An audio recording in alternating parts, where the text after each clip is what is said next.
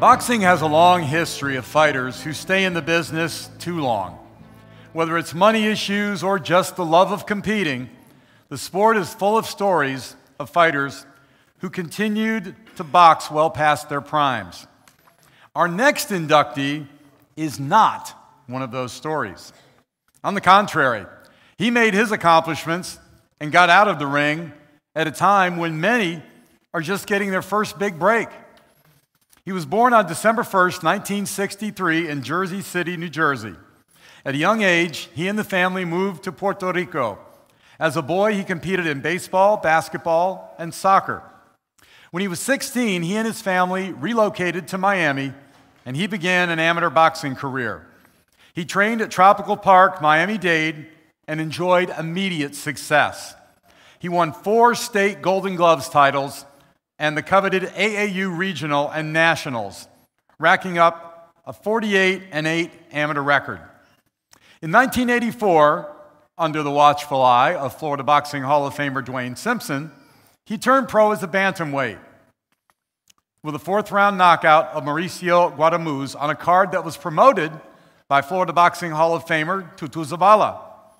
He steamrolled his first 12 opponents, including a decision win over fellow unbeaten prospect Tony Pruitt in New Jersey. In his 13th bout, he suffered his first loss to contender Daryl Thigpen. But he learned, and he bounced back with 8 straight wins, including a victory over fellow unbeaten contender David Galvin. Those wins allowed him to shoot up to the #1 ranking in the world by the IBF. On November 29th of '88, he traveled to San Antonio, Texas, to take on Orlando Canizales for the IBF Bantamweight Championship of the World. Even though he was stopped by the champ, it was certainly no disgrace, as Canizales is considered by most experts to be one of the best bantamweight champions in boxing history. He would rebound with a knockout in Miami, then moved up in weight and traveled to Nassau, Bahamas to take on hometown favorite Ray Minas for the WBA Intercontinental Championship. He lost the decision and returned home to contemplate his future. Upon returning home, his mother took one look at the cut that he'd received during the Minas fight and asked him if he would consider retirement. You know, sometimes mom has more pull than any manager, trainer, or promoter.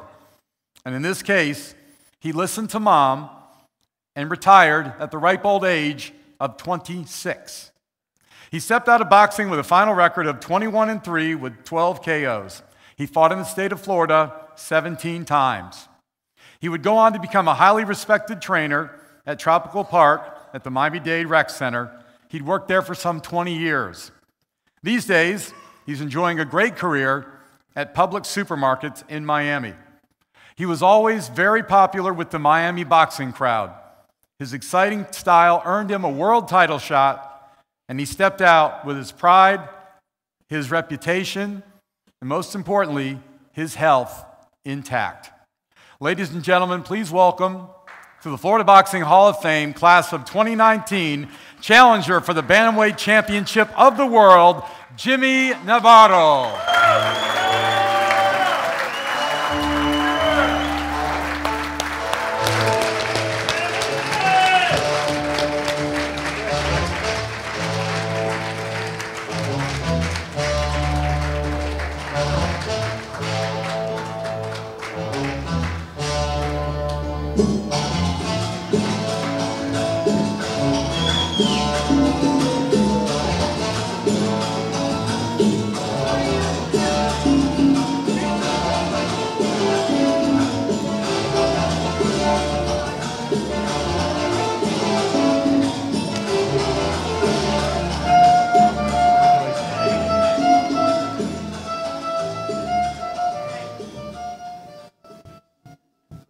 Well, first of all, I would like to thank my family for being here.